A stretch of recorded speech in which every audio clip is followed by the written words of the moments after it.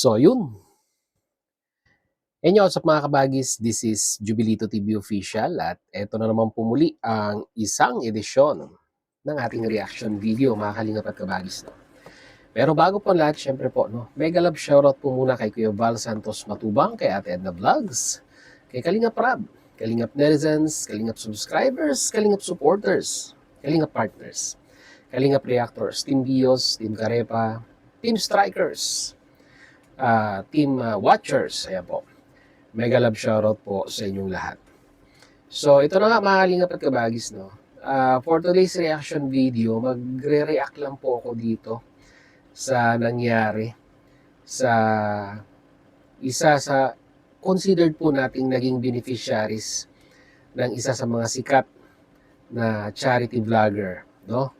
Sa Pilipinas, no? Mga kalingap at kabagis. At talagang pinag-uusapan sila ngayon dahil nga po dun sa nangyari doon po sa kanilang inampon na sumikat din, mga kalingap at kabagis, no? So, pasintabi sa mga viewers natin, mga solid natin dyan. Tatawid lang tayo ng konti. Pero, ako naman to pwede ring i-apply, no? Sa mga charity vloggers na ganito rin yung parang naging setup nila, mga kalingap at kabagis, no? Kasi, alam naman natin na ito pong si Dave, no? Na inampon ni Tekram ay sumikat, no? At ito po yung nagpakilala at naghalos sabihin na nating nagpalaki. Naka-contribute din siya, no? Para lumaki at makilala ng gusto ang pangalang Tekram in regards po sa pagcha-charity. Di ba?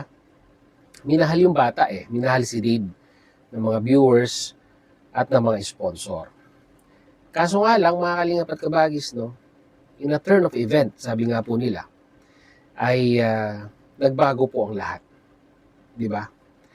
Inalagaan mo, kinupkup mo, di ba? Pinatuloy mo sa iyong tahanan, binihisan, binagyan ng magandang kinabukasan, which is supposed to be dapat tuloy-tuloy pa rin, di ba? Pero bakit ganon? No? Ano yung naging deciding factor ni Dave kung bakit po siya nakapag-decide na lisanin yung pamilya po ng kumupkup at nag-alaga po sa kanya? Kung ang ipinakita naman po ay puro kagandahang loob, puro, di ba? Puro kaginhawaan sa buhay ang ipinadanas. Pero bakit ganon? Sa bandang huli, ay umalis pa rin siya. So, may mga sinasabi ang kampo ngayon ni Dave na parang hindi niya na sa tinagal-tagal daw na panahon na kinimkim niya yung kanyang saloobin regarding sa sinasabi nilang pagdidisiplina ay parang napuno at hindi niya nakinaya kaya siya umalis. So yun po yung lumalabas na istorya ngayon na yun po yung reason, no? Kung bakit po si Dave ay umalis sa pamilya po ng Tekram family, no? Which is, kung ako po ang tatanungin ninyo, mga kalingap at kabagis, no? Mababaw na kadahilanan po yun. Di ba? Unless otherwise is may mga nakapag-impluwensya sa kanya na all of a sudden ay magbago ang kanyang desisyon.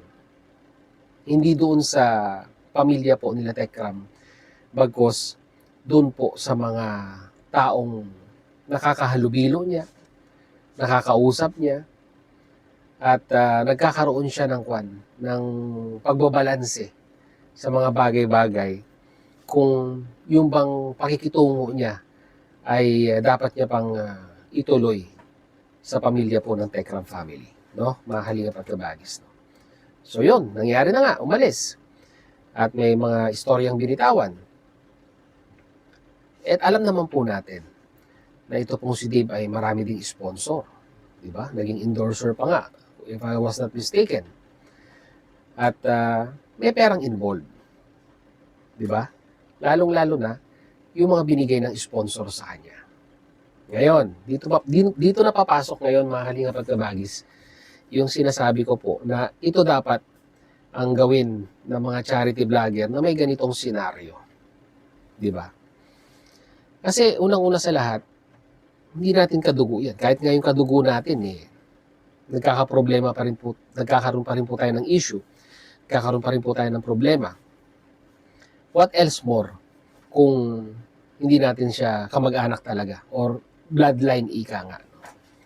Hindi natin mababasa talaga yung pagkatao. Yun nga, nakasama na sa bahay, di ba? Na matagal na panahon. Pero, di ba, sa bandang huli, iniwan pa rin, umalis pa rin.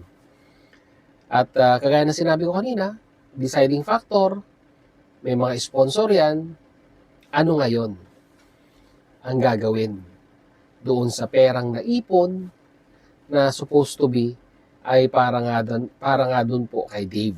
Or sabihin na natin, halimbawa may ganung senaryo sa Kalingap, may inampon, nagkaroon ng sponsor, may mga nagmahal, nagkaroon ng sabihin na nating pondo yung bata para sa kanyang edukasyon, para sa kanyang kinabukasan. Ngayon, umalis. Ano ngayon ang gagawin dun sa pera? Siyempre, pag minor de edad, yung pera po, nandun po sa kumupkop. Di po ba mga Kalingap at Kabagis? Ngayon, doon po, base po doon sa naging live ng Tekram family ay idinudulog na po nila sa mga sponsor kung ano po yung gagawin doon po sa pera ni Dave na nasa poder pa rin po nila or nasa pangangalaga pa rin po nila.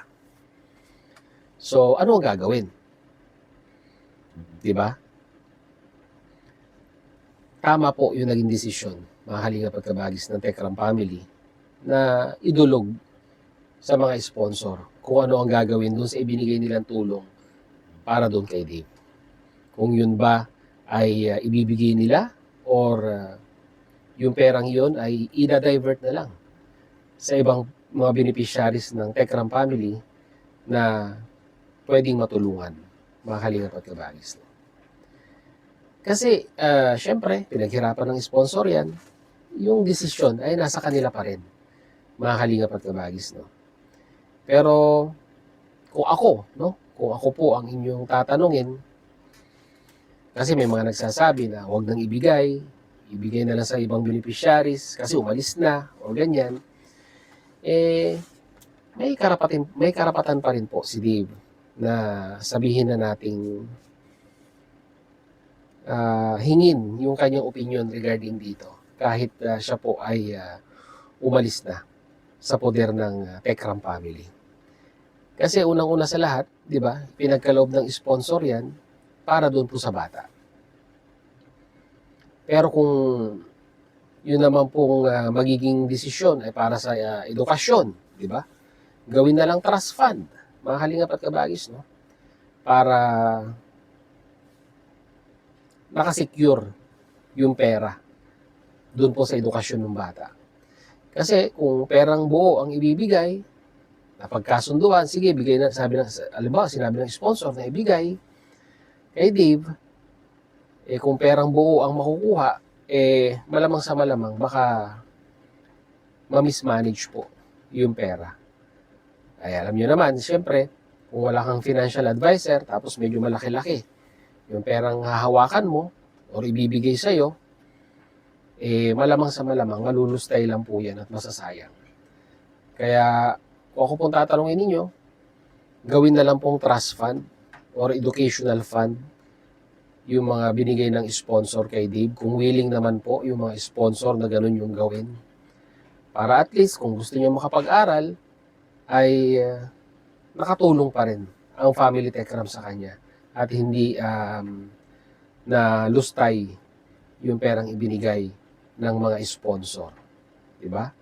At kung may sobra man, bigyan natin ng specific date or edad bago niya pwedeng totally makuha yung pera.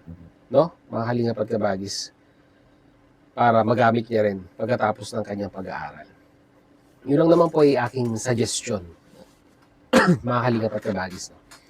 Dito po sa issue ngayon regarding nga po dun sa, kasi may mga nagtatanong din ng mga viewers, nagko-comment na paano na nga daw po yung pera na ibinigay ng sponsor kay Dave. Mapapasa kanya pa ba yun or if-keep na ng Tekram family? No, mga kalingap at kabagis, no? At ganun din, no? Sa mga may inaampon ng mga kalingap partners natin na beneficiaries dyan, no? Ganun na lang ang gawin, no? Kung sakali man, no? Mga kalingap at kabagis. So, ano sa tingin ninyo? May maganda po ba kayong may bibigay na suggestion dito po sa Tekram family? At lagyan niyo po sa ating comment section. Pag-usapan po natin yan, mga kalingap at kabagis. So, yun lang po ang ating reaction video for today, mga kalingap at kabagis. Muli, maraming salamat. At huwag niyo pong kalimutang i-subscribe, Jubilito TV Official, no? So, hanggang dito lang, mga kalingap at kabagis. Once again, this is Jubilito TV Official, proud member po ng Team Koos at ng Team Bios. As I always say, mga kalingap at kabagis, peace, God first. God bless po. Bye!